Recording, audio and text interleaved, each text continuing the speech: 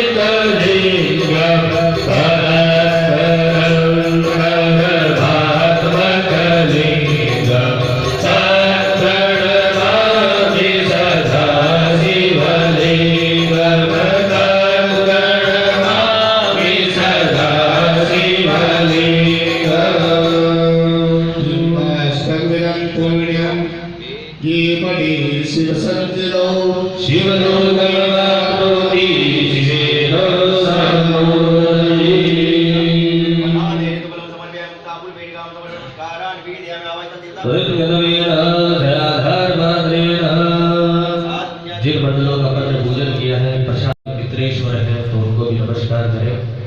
त्रिवंश पितर पुनीत हे त्रिवंश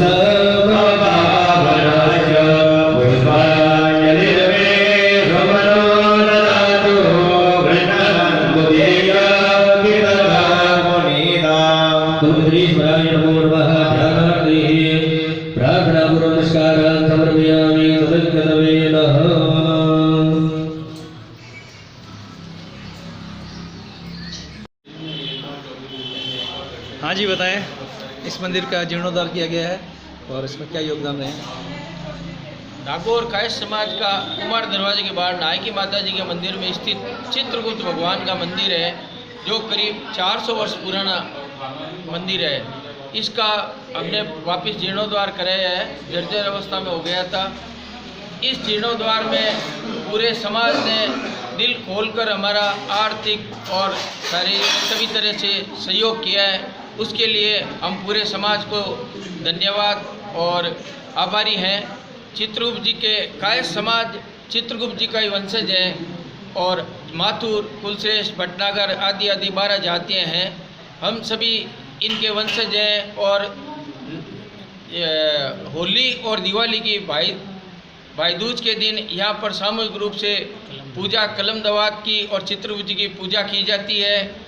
ये मंदिर करीब 400 वर्ष पुराना है, जिसका अभी हमने जीर्णोद्धार करवाया है। नागौर जिले में स्थित ये चित्रगुप्त जी का एक ही मंदिर है आज सभी नागौर जिले के कायस्थ बंधु यहाँ एकत्रित हुए हैं। जीर्णोद्धार के पश्चात आज यहाँ हवन यज्ञ और पूजन का कार्यक्रम रखा गया है। इसके पश्चात प्रसादी का कार्यक्रम रखा गया है।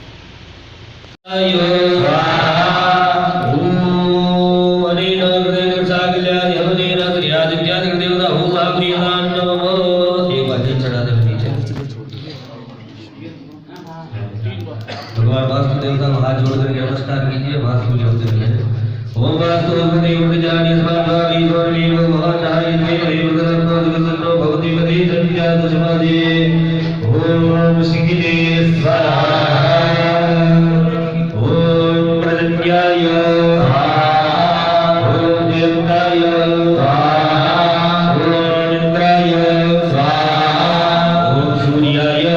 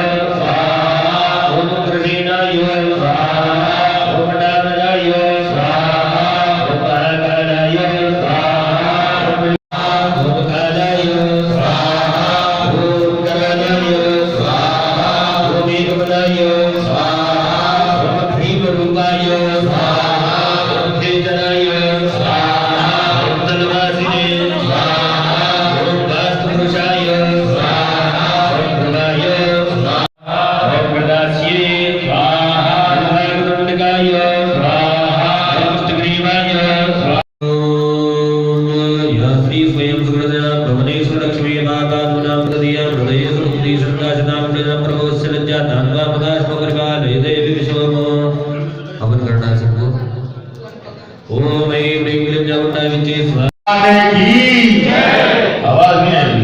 बोले श्री चित्रगुप्त भगवान की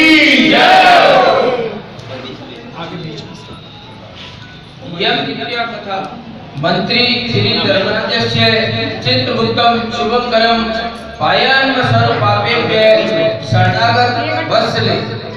युधिष्ठिर भीष्म जी से बोले, हे पिता में भीष्म जी, आपकी प्रसन्नता से मैंने धर्मशास्त्र सुने, ब्राह्मण क्षत्रिय वैश्य और विशेषकर शूद्रों के सब धर्म आपने कहे, तीर्थ यात्रा विधि कही और मास नक्षत्र तिथि वारों के जो व्रत आपने कहे उनमें यम विद्या कही, उसको विस्तार से आप देने योग्य हैं। इस यम विद्या का क्या पुण्य है, क्या फल है, किस समय कैसे हो, आपसे मैं सुनना चाहता हूँ। आप कृपा करके मुझे विस्तार पूर्वक कहिए। भीष्म जी बोले, हे प्यारे, तूने अच्छी बात पूछी, मैं उस उत्तम व्रत को विस्तार पूर्वक कहूँगा। धर्मराज जी की द्वितीया को सुनो। कार्तिक के उजेले और चैत्र के अंधेरे की पाप की जो द्वितीया होती है वे यम नाम की अर्थात यम द्वितीया कहलाती है। युधिष्ठिर जी बोले, उस कार्तिक के उजेले पक्ष की द्वितीया में किसका पूजन करना चाहिए और चैत्र महीने में ये व्रत कैसे हो, किसका पूजन करें। भीष्म जी बोले, हे प्यारे, पुराण संबंधी कथा कहता हूँ, तुम सुनो। इसमें संशय नहीं कि उस कथा को सुन प्राणी सब पापों से छूट जाता है। अगले सतयुग में भगवान से, जिनकी नाभि में कमल है, चारों वाले ब्रह्मा जी पैदा हुए, जिनसे वेद वेदता भगवान ने चारों वेद कहे। नारायण बोले, हे ब्रह्मा जी, आप संसार को पैदा करने वाले, सबकी तुराय अवस्था रूप और योगियों की गति हो। मेरी आज्ञा से सब जगत को शीघ्र रचो। ऐसे हरि जी के वचन को सुन हर्ष से प्रफुल्लित हुए ब्रह्मा जी ने कहा, हे राजन, मुख से ब्राह्मणों को, बाहों से क्षत्रियों को, जंघाओं से वैश्यों को और पैरों से शूद्रों को उत्पन्न किया। उनके पीछे देव, गंधर्व, दानव, राक्षस, सर्प, नाग, जल के जीव, स्थल के जीव, नदी, पर्वत और वृक्ष आदि को पैदा कर मनुष्य जी को पैदा किया। इनके बाद दक्ष प्रजापति जी को पैदा किया और उनसे आगे सृष्टि उत्पन्न करने को कहा। दक्ष प्रजापति जी से 60 कन्याएं उत्पन्न हुई, जिनमें से 10 धर्मराज को, 13 कश्यप जी और 27 चंद्रमा को दी। कश्यप जी से देव, दानव, राक्षस, इनके सिवाय और भी गंधर्व, पिशाच, गो और पक्षियों की जातियां पैदा हुई। उन सबके पैदा हुए और अपने अपने अधिकारों पर स्थिर हुए भी हैं। धर्मराज को धर्म प्रदान जानकर सबके पिता में ब्रह्मा जी ने सब लोगों का अधिकार दिया और धर्मराज से कहा कि तुम आलस्य त्याग कर काम करो। जीवों ने जैसे जैसे शुभ व अशुभ कर्म किए हैं, उसी प्रकार न्याय पूर्वक वेद शास्त्र में कई विधि के अनुसार कार्यकर्ता को कर्म का फल दो और सदा मेरी आज्ञा का पालन करो। ब्रह्मा जी की यह आज्ञा सुन बुद्धिमान धर्मराज नम्र हो हाथ जोड़कर सबके परम पूज्य ब्रह्मा जी को मीठी मीठी वाणी से कहा कि हे प्रभु, मैं आपका सेवक निवेदन करता हूँ कि इस सारे जगत के कर्मों का विभाग पूर्वक फल देने की आपने मुझे आज्ञा दी है, जो ये महान कर्म है। आपकी आज्ञा सिर पर धार कर मैं ये काम करूंगा कि जिससे कर्ताओं को फल मिलेगा, परंतु जीव और उनके देव भी अनंत है। देश काल ज्ञाता ज्ञान आदि वेदों से कर्म भी अनंत है। उनमें कर्ता ने कितने किए, कितने भोगे, कितने शेष है और कैसा उनका भोग है, तथा एक एक कर्म युक्त के गुण भेद से अनेक हो जाते हैं। एवं कर्ता ने कैसे किया, स्वयं किया या दूसरे की प्रेरणा से किया, इत्यादि कर्म चक्र महागहन है। अतः मैं अकेला किस प्रकार इस भार को उठा सकूंगा, सो विचार लिए। इसलिए मुझे कोई ऐसा सहायक मित्र दीजिए जो धार्मिक, न्यायी, बुद्धिमान, शीघ्रकारी, लेख कर्म में विज्ञ, चमत्कारी, तपस्वी, ब्रह्मनिष्ठ, वेद शास्त्र का ज्ञाता हो। धर्मराज से इस प्रकार अर्थ किए हुए कथन को विचारता सत्य जान मन में प्रसन्न हुए और यमराज का मनोरथ पूर्ण करने की चिंता करने लगे कि सब गुणों वाला ज्ञानी लेखक पुरुष होना चाहिए, उसके बिना धर्मराज का मनोरथ पूर्ण न होगा। ब्रह्मा जी ने कहा कि हे धर्मराज, तुम्हारे अधिकार में मैं सहायता करूंगा। इतना कह धर्मराज को छोड़ ब्रह्मा जी ध्यान करने लगे। 1000 वर्ष तक तपस्या की। तपस्या के बाद जब समाधि खुली, तब अपने श्याम रंग, कमल नयन, सन की सी गर्दन, गुड़ शीर, चंद्रमा के समान मुख वाले, कलम दवात, पाटी हाथ में लिए हुए, वेद शास्त्र में विचरण, महाबुद्धि, देवताओं का मान बढ़ाने वाला, धर्माधर्म के विचार में महाप्रवीण, लेखक कर्म में महाचतुर पुरुष को देख ब्रह्मा जी ने पूछा कि तू कौन है? तब उसने कहा कि हे प्रभु, मैं माता पिता को नहीं जानता, किंतु आपके शरीर से प्रकट हुआ हूँ, इसलिए मेरा नामकरण कीजिए और जिसलिए मैं उत्पन्न हुआ हूँ वह कहिए कि मैं क्या करूँ। हे ब्रह्मा, मैं नहीं जानता कि मैं कौन हूँ, तो सब कहिए। ब्रह्मा जी ने उस पुरुष के वचन सुन अपने हृदय से उत्पन्न हुए पुरुष को हंसकर कहा कि तू मेरी काया से प्रकट हुआ है, इससे मेरी काया शरीर में स्थित तुम्हारी है और काया चित्रगुप्त नाम का क्षत्रिय है और धर्मराज के पूर्व में प्राणियों के शुभाशुभ कर्म लिख धर्मराज के सब कामों में उसका तू सखा हो, इसलिए तेरी उत्पत्ति हुई है कि तू प्राणियों को कर्मों का फल दे। चित्रगुप्त से यूं कहकर धर्मराज से कहा कि हे धर्मराज, यह उत्तम लेखक सखा तुझको मैंने दिया है, जो संसार में सब कर्म सूत्र की मर्यादा पालने के लिए है। यह चित्रगुप्त सदा तेरी आज्ञा में है। इतना कह ब्रह्मा जी अंतर्ध्यान हो गए। और फिर वह पुरुष कोटि नगर को जाकर चंडी प्रचंड ज्वालामुखी जी के पूजन में लग गया। उपवास कर उसने भक्ति के साथ चंडिका जी की भावना में उत्तमता से चित्त लगाकर ज्वालामुखी देवी जी का जप और स्रोतों से भजन पूजन और उपासना की। हे जगत को धारण करने वाली, तुमको नमस्कार है। महादेवी तुमको नमस्कार। नमस्कार। स्वर्ग मृत्यु पाताल आदि लोक लोकांतर जगतों को रोशनी देने वाली तुमको नमस्कार। नमस्कार। संध्या और रात्रि रूप भगवती तुमको नमस्कार है। नमस्कार। श्वेत कपड़े पहनने वाली सरस्वती तुमको नमस्कार है। नमस्कार। सत्रह तमोगुण रूप देवगणों को क्रांति देने वाली, देवों हिमाचल पर्वत पर स्थान किए हुए आदि रूप से धरने वाली चंडी देवी तुमको नमस्कार है। नमस्कार। उत्तम और न्यून गुणों से रहित वेद की प्रवृत्ति करने वाली, 33 कोटि देवताओं को प्रकट करने वाली, त्रिगुण रूप निर्गुण गुण रहित गुणों से परे गुणों को देने वाली, 3 नेत्रों वाली, 3 प्रकार की मूर्ति वाली, 7 को वर देने वाली, दैत्यों के घर बिगाड़ने वाली, इंद्रादि देवों को राज्य देने वाली, हरि से पूजा की गई, देवी दैत्यों को मारने वाली देवी हे चंडिका, हरि और इंद्रादि देवों को जैसे वरदान देती है वैसे मुझको वरदान देने वाली होजिए। मैंने लोगों के अधिकार के लिए आपकी स्तुति की है, इसमें संशय नहीं है। इस स्रोत को प्रभात काल जो करता है वह धर्म, अर्थ, काम और मोक्ष को निश्चित से पाता है। उस समय ऐसी स्तुति को सुन देवी जी ने चित्रगुप्त जी को वर दिया। देवी जी बोली, हे चित्रगुप्त, हे पुत्र, तूने मेरा आराधन पूजन किया, इससे मैंने आज तुमको वर दिया कि तू परोपकार में कुशल, अपने अधिकार में सदा स्थिर और असंख्य आयुर्दा वाला होगा। यह वर देकर दुर्गा देवी जी अंतर ध्यान हो गई। उसके बाद चित्रगुप्त धर्मराज के साथ गए और वह आराधना करने योग्य अपने अधिकार पर स्थिर हुए। उसी समय ऋषियों में उत्तम ऋषि सुशर्मा ने जिसको संतान की चाहना थी, ब्रह्मा जी का आराधना किया। तब ब्रह्मा जी की प्रसन्नता से इरावती कन्या को पाकर चित्रगुप्त के साथ उसका विवाह किया। उस कन्या ने चित्रगुप्त के संग से 8 पुत्र उत्पन्न किए, जिनके नाम ये हैं: चारु, सुचारु, चित्र, मतिमान, हिमवान, चित्रचारु, अरुण और 8वां अतीन्द्रिय। दूसरी जो मनु की कन्या दक्षिणा से विवाही, उसके 4 पुत्र हुए। उनके नाम में सुनो: भानु, विभानु, विश्वभानु और वीर्यवान। चित्रगुप्त के 12 पुत्र विख्यात हुए और पृथ्वी तल पर विचरे। उनमें से चारु मथुरा जी को गए, वहां रहने से मातुर हुए। हे राजन, सुचारु गौड़ बंगाले को गए, इससे वे गौड़ हुए। चित्रपट नदी के पास के नगर को गए, इससे वे भटनागर का है। मतिमान अपनी भार्या के साथ सुखसेन नगर को गए और सक्सेना कहलाए। श्रीवास नगर में भानु बसे, इससे वे श्रीवास्तव कहा है। हिमवान अम्बा दुर्गा जी की आराधना कर अम्बा नगर में ठहरे, इससे वे अम्बस्ट कहा है। चित्रचारु कुलश्रेष्ठ कहलाए। अरुण कर्णन छापों के साथ गए, इससे वे कर्ण कहलाए। अतीन्द्रिय वेद शास्त्र पढ़े व निगम कहलाए।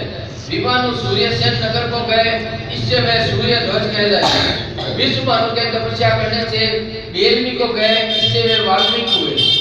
वीर्यवान अरिष्ठान नागलोक से नाग कन्या जीत कर लाए और भाइयों को दी, वह अष्टान कहलाए और अनेक स्थानों में बसे अनेक जाति कहा है। उस समय पृथ्वी पर एक राजा जिसका नाम सौदास था, सौराष्ट्र नगर में उत्पन्न हुआ। महापापी, पराय धन चुराने वाला, पराय स्त्रियों में आसक्त, महाअभिमानी, चुगल और पाप कर्म करने वाला था। ये राजन जन्म से लेकर सारी उम्र में कुछ थोड़ा भी धर्म नहीं किया। किसी समय वह राजा अपनी सेना ले उस वन में जहाँ बहुत हिरण आदि जीव रहते थे, शिकार खेलने को गया। वहाँ उसने निरंतर व्रत करते हुए एक ब्राह्मण को देखा। वह ब्राह्मण चित्रगुप्त और यमराज जी का पूजन कर रहा था। यम नित्या का दिन था। राजा ने पूछा कि महाराज आप क्या कर रहे हैं? ब्राह्मण ने यम नित्या के व्रत का जो मैं कर रहा था यह सुनाया। सुनकर राजा ने वही उसी दिन कार्तिक के महीने में शुक्ल पक्ष की द्वितीया के दिन धूप तथा दीपादी सामग्री से चित्रगुप्त जी के साथ धर्मराज जी का पूजन किया। व्रत करके उसके बाद धन संपत्ति युक्त अपने घर में आया। कुछ दिन पीछे उसके मन को विस्मरण हुआ, व्रत भूल गया। याद आने से फिर व्रत किया। पीछे काल संयोग से वह सौदास राजा मर गया। यमदूतों ने दृढ़ता से बात यमराज जी के पास पहुंचाया। यमराज जी ने उस घबराते हुए मन वाले राजा को अपने दूतों से वे पिटते हुए देख चित्रगुप्त जी से पूछा, इस राजा ने क्या कर्म किया, अच्छा या बुरा, जो उसने किया हो मेरे सामने कहिए। उस समय धर्मराज जी का वचन सुन चित्रगुप्त जी बोले, इसने बहुत ही दुष्कर्म किए हैं, परंतु देव योग से पहले एक व्रत किया जो कार्तिक के उजाले पक्ष में यज्ञ द्वितीया नाम दूज होती है। उसके दिन आपका और मेरा गंध चंदन फूल आदि सामग्री से एक बार भोजन के नियम थे और रात्रि में जागने से पूजन किया। हे देव, हे महाराज, इस विधि से इस राजा ने व्रत किया, इससे वह राजा नरक में डालने योग्य नहीं है। चित्रगुप्त जी के कहने से धर्मराज जी से छुड़ा दिया और वह सेवनित्या के व्रत के प्रभाव से उत्तम गति को प्राप्त हुआ। ऐसा सुन राजा युधिष्ठिर जी भीष्म जी से बोले, हे पिता, मैं इस व्रत में मनुष्यों को धर्मराज और चित्रगुप्त जी का पूजन कैसे करना चाहिए, सो हे प्रभु मुझे कहिए। भीष्म जी बोले, यज्ञ द्वितीया के विधान को विशेषता से सुनो। एक पान पर धर्मराज और चित्रगुप्त जी की मूर्ति चंदन से लिखें और उसकी पूजा की कल्पना करें। वहाँ उन दोनों की प्रतिष्ठा कर 16 प्रकार की सामग्री से श्रद्धा भक्ति युक्त नाना प्रकार के पकवानों, लड्डुओं, फल, फूल, पान, सुपारी और दक्षिणादि सामग्रियों से धर्मराज जी और चित्रगुप्त जी का पूजन करना चाहिए। पीछे बार बार नमस्कार करें, हे धर्मराज जी आपको नमस्कार है, हे चित्रगुप्त जी आपको नमस्कार है, नमस्कार। पुत्र दीजिए, धन दीजिए, सब मनोरथों को पूरे कर दीजिए। इस प्रकार चित्रगुप्त जी के साथ श्री धर्मराज जी का पूजन कर विधि से दवा और सलन की पूजा करें। चंदन, कपूर, अगर और जुदा जुदा बने नैवेद्य, पान, दक्षिणादि सामग्रियों से पूजन करें और कथा सुने। बांसने वाले को सुवर्ण दें, बहन के घर भोजन कर उसके लिए धन आदि का पदार्थ दें। इस प्रकार भक्ति के साथ यज्ञ द्वितीया का व्रत करने वाला पुत्रों से युक्त होता है और मनवांछित फलों को पाता है। इति श्री यज्ञ द्वितीया कथा युधिष्ठिर जी और भीष्म जी का संवाद समाप्त। बोले श्री चित्रकूट भगवान की जय। तुम शत करतो स्वाहा, शरणे पूर्णं स्वाहा, शरणे पूर्णं स्वाहा, शरणे पूर्णं स्वाहा, शरणे पूर्णं स्वाहा, शरणे पूर्णं स्वाहा, शरणे पूर्णं स्वाहा, शरणे पूर्णं स्वाहा, शरणे पूर्णं स्वाहा। सर्वोपचारादिगुणाक्षमसमानि समर्पयामि।